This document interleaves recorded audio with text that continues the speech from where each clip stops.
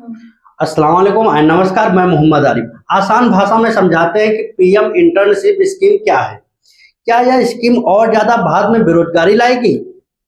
PM internship scheme वित्त मंत्री निर्मला सीतारमण ने केंद्रीय बजट 2024-25 में इस योजना की घोषणा की थी।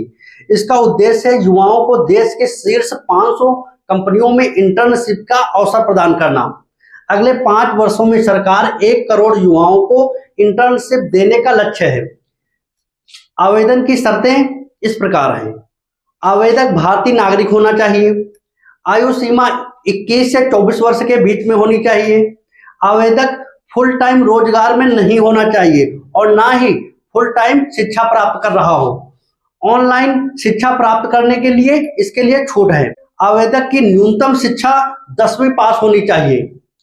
इसके अलावा 12th, BA, BSc, BCom, ITI, polytechnic, B pharma आदि डिग्री धारक अप्लाई कर सकते हैं। परिवार की वार्षिक आय 8 लाख से ज्यादा नहीं होनी चाहिए। परिवार का कोई सदस्य सरकारी नौकरी में भी नहीं होना चाहिए। आवेदन की अंतिम तिथि 15 अप्रैल 2025 है। कमेंट बॉक्स में दिए गए लिंक पर जाकर के आप अप्लाई कर सकते हैं। इसके बेनिफिट इस प्रकार हैं। 5000 का स्टाइपेंड पर महीने मिलता है। इसमें 500 कंपनी द्वारा तथा 4500 सीधे सरकार द्वारा इंटर्न के आधार कार्ड से जुड़े बैंक खाते में दिए जाते हैं। इंटर्नशिप पूरी होने के बाद एक बार 6000 रुपए दिए जाते हैं।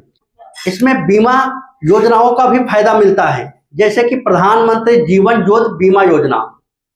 यह जीवन बीमा योजना जो कि किसी भी कारण से मृत्यु होने पर 2 लाख रुपए का कवर प्रदान करती है। दूसरी बीमा योजना प्रधानमंत्री सुरक्षा बीमा योजना। यह एक दुर्घटना बीमा योजना है जो कि दुर्घटना के कारण मृत्यु या विकलांगता होने पर कवरेज प्रदान करती है। पूर्ण विकलांगता और मृत्यु होने पर 2 लाख तक का रुपए आपको मिलता है।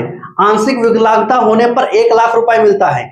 इस स्कीम के तहत इन क्षेत्रों में ट्रेनिंग दी जाती है, जैसे कि banking and financial service, oil and gas, energy, metal and mining, automotives, cement and building materials, IT and software development, travel and hospitality, manufacturing. इन क्षेत्रों में आपको इंटर्नशिप करने का मौका मिलता है। अब हम बात कर लेते हैं कुछ कंपनियों की जो इंटर्नशिप के लिए तैयार हैं, जैसे कि Reliance Industry Limited, Tata Consultancy Service Limited, HDFC Bank Limited, Oil and Natural Gas Corporation Limited, Infosys Limited, NTPC Limited, Tata Steel and Limited, Indian Oil Corporation Limited, ICIC Bank Limited. इस स्कीम के आप फायदों के विषय में बात कर लेते हैं और इसके नुकसान क्या है इसके विषय में बात कर लेते हैं। फायदे इस प्रकार है। आवेदककर्ता को राष्ट्र की टॉप 500 बड़ी कंपनियों में काम करने का अवसर प्राप्त होता है। युवा एक्सपीरियंस्ड हो जाएंगे और एक्सपीरियंस युवाओं की मांग बहुत ज्यादा है। युवाओं के अंदर स्किल डेवलपमेंट करने की एक अच्छी पहल है।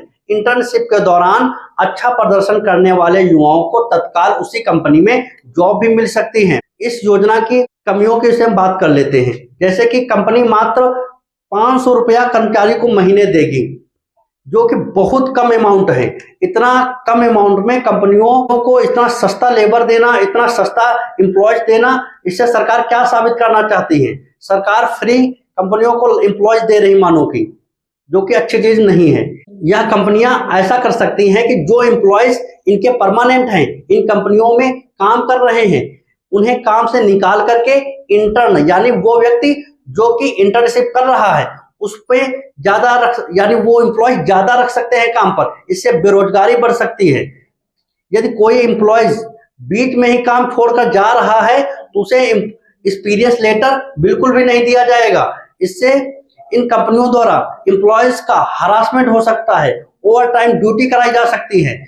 इतने कम सैलरी में इंटर्न के लिए काम के घंटे तय नहीं किए गए हैं। इतनी कम सैलरी में कोई व्यक्ति कैसे गुजारा कर पाएगा?